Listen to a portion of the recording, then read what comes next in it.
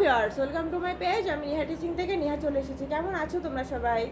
আমি আজকে পরিসংখ্যানের ভেদাঙ্কে দুটো সূত্র নিয়ে আসলাম। ভেদাঙ্ক করতে গেলে এই ভেদাঙ্কে ভি দ্বারা প্রকাশ করা হয়। আর একটা সূত্র হচ্ছে summation X square by N minus summation X by N whole square.